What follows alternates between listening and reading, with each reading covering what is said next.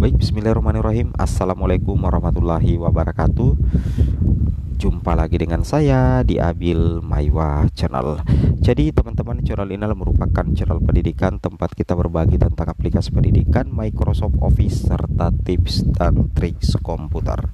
Jadi pada video kali ini teman-teman ya, kembali lagi admin akan mencoba mengupdate ya informasi terbaru seputar perkembangan P3K Guru tahun 2023. Yang akan admin bahas di sini adalah peluang lulus besar ya pelamar P3 jika formasinya 14, jika pelamar P3 formasi 14 dan pelamar 6 ya. Jadi formasinya 14 dan pelamarnya cuma 6, khusus untuk pelamar prioritas 3 teman-teman ya. Sedangkan nilai P3K 2023 nya setelah mengikuti tes CATBK lumayan tinggi. Dia mampu mendapatkan nilai sebanyak 532 teman-teman. Tapi sebelum kita lanjut ya, bagi rekan-rekan guru yang baru pertama kali menemukan channel ini, jangan lupa tekan tombol subscribe dan aktifkan lonceng notifikasinya agar setiap hari Bapak Ibu bisa mendapatkan update informasi terbaru seputar perkembangan P3K Guru. Baik perihal peluang lulus besar pelamar P3 formasi 14 dan pelamarnya cuma 6 ya. Nilai P3K 2023 nya mencapai 532 teman-teman. Oke, tanpa berlama-lama lagi kita langsung saja to the point ke informasinya. Nah, di sini ini dia teman-teman ya. Ini dia, di sini dipertanyakan ya, Pak, mohon penjelasan terkait dengan hasil saya tes kemarin. Saya masuk pada P3. Di daerah saya formasi untuk BING bahasa Inggris ya itu cuma 14. Tapi pelamarnya 6. Wow. Kemudian nilai saya lumayan tinggi. Ya, kemudian nilainya ini lumayan tinggi 532. Tapi setelah saya cek pesaing, ternyata saya berada pada nomor 6. Dari 6 peserta dia berada di nomor 6 berdasarkan nilai. Kira-kira saya punya peluang untuk lulus kah tidak? Mohon penjelasan sedikit. Thanks. Nah, di sini kami akan menjawab ya. Ini sebenarnya kasus yang sudah sering kami bahas di channel YouTube ini teman-teman ya. Oke, kita jawab. Kita fokus dulu statusnya apa? Statusnya ini kan P3. Jumlah formasi untuk bahasa Inggris 14. Pelamarnya cuma 6 peserta teman-teman ya. 6 peserta. Oke. Anggaplah ke-6 ini P3 semua teman-teman. Kemudian nilainya juga tinggi 532. Tapi setelah saya cek pesaing, ternyata saya berada pada nomor 5. Kira-kira supaya punya peluang untuk lulus, kira-kira peluangnya besar. Ya, jawabannya adalah peluangnya besar teman-teman. Kenapa? Logikanya saja, pelamar P3 ini jumlah formasi itu lebih banyak daripada jumlah pelamar. Buktinya apa? Jumlah formasi bahasa Inggris 14, pelamarnya cuma 6. Nah, ke-6 pelamar ini sudah mengikuti tes CATBKN ya. Tidak ada nilai ambang batas. Jadi berapapun nilai, mau tinggi mau rendah, kalau formasi lebih banyak daripada pelamar untuk P2 P3 maka auto penempatan. Nah, sedangkan di sini kalau kita perhatikan 6 peserta teman-teman. Apakah lulus? Nah, kalau formasinya 14 berarti potensi lulusnya besar sekali. Kemungkinan bisa lulus 100% ya, karena jumlah formasi lebih banyak daripada jumlah pelamar. Logikanya seperti itu ya saya rasa. Apalagi kalau kita perhatikan nilainya ini 532 dan dia berada di peringkat 5. Sedangkan formasi 6. Jadi bisa lulus ya, minimal 1 sampai 6 teman-teman ya. Logikanya seperti itu. Itu yang wajib teman-teman pahami dan teman-teman cermati ya terkait dengan apa yang kami sampaikan ini. Oke. Kemudian di sini ada juga bertanya, kalau formasi cuma 22, yang kedua ada 8, yang serdiknya 60-an, yang ngelamar 200-an. Terus yang nggak serdik dengan nilai tinggi di kemana kayak Pak? Oke, kita bahas di sini. Anggaplah ini sekolah A ya. Anggaplah ini sekolah A teman-teman. Di sini ada P2, ada P3, ada P4. Memperebutkan satu formasi. P2 nilainya 400. P3 nilainya 500 misalkan. P4 nilainya 600. Nah, ini di sini katakan nilai tinggi. Ya, nilai tinggi dikemanakan ya, Pak? Nah, kita perhatikan. Karena kalau kita perhatikan di sini teman-teman ya.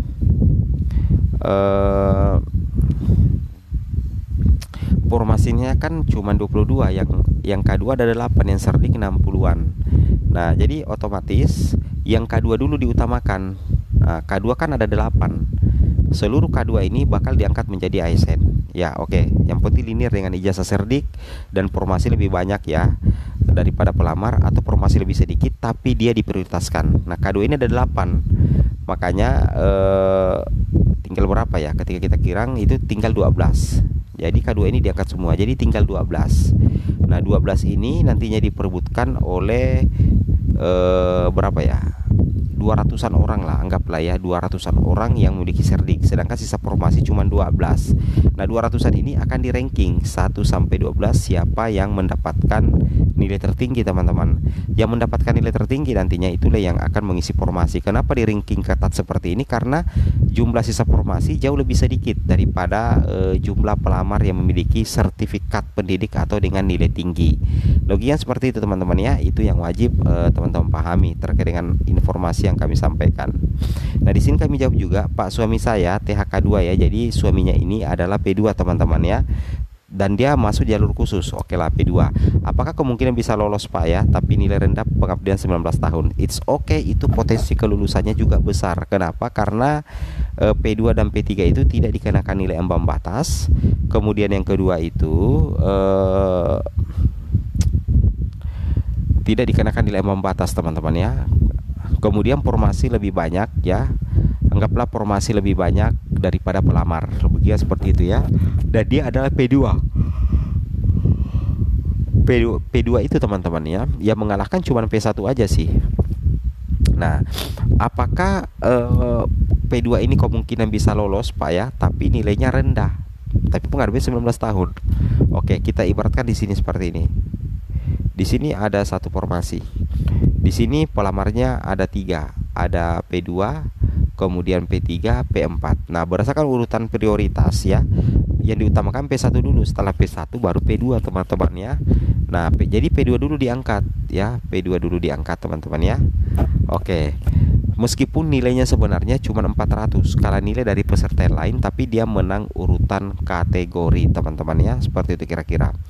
Nah, di sini lagi ada yang bertanya, mohon pencerahannya, saya sudah tes dan mendapatkan skor 582. Wow, ini tinggi sekali sih nilainya, teman-teman ya, gila ya. Di urutan ke-26, dia berada di urutan ke-26. Formasi yang dibutuhkan guru kelas 109 orang. Apakah bisa berpotensi lulus? Saya merupakan pelamar P3 dan belum tahu apakah ada pelamar P2 atau tidak. Nah, sama saja, teman-teman. Ini kan nilai teman-teman ini sudah tinggi. Dan berada di peringkat 26, teman-teman ya. Oke, sedangkan formasi yang dibutuhkan itu adalah berapa ya? 109 ya. Oke, 109. Jadi contoh misalkan ya, ini formasi guru kelas SD. Kalau misalkan ada P2, misalkan ada P2 guru kelas SD, jumlah P2-nya itu 9, maka bisa diangkat semua. Jadi tersisa 100 formasi, teman-teman. Nah, anggaplah ini punyanya P3. Jadi masih ada berapa ya?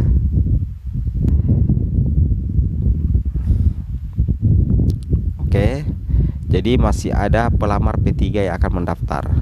Nah, kalau kondisi seperti itu, sepanjang formasi lebih banyak daripada pelamar, maka persentase kelulusannya itu bakalan tinggi, teman-teman ya. Logika seperti itu. Kita bisa mengambil contoh lagi di sini, teman-teman ya. Ini kita buatkan contoh yang agak gampang sih ya. Ya, di sini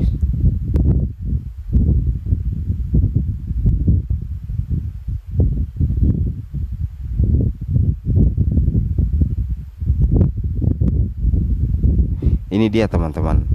Anggaplah di sini formasi cuma 1. Pelamarnya 5, ada status P3, P4, P3, P3, P2. Nah, kita tidak perlu melihat nilai dulu karena untuk penentuan kelulusan pertama kali berdasarkan urutan prioritas. Nah, masih ada P2 di sini. P2 lebih tinggi daripada P3, lebih-lebih P4. Nah, P2 ini sudah mengikuti tes CAT BKN, maka otomatis dia yang mengisi satu slot formasi ini karena dia menang urutan kategori. Nah, anggaplah 2 formasinya. Oke, karena 2 formasinya setelah penempatan P2 itu akan terjadi persaingan lagi antara P3, 3 orang dengan P4. Nah, yang diprioritaskan dulu adalah P3, maka dari 3 P3 ini dicari siapa yang paling rapi rambutnya. Maka secara otomatis ini yang diambil ya, dengan nilai 649. Oke, semoga dipahami ya. Assalamualaikum warahmatullahi wabarakatuh.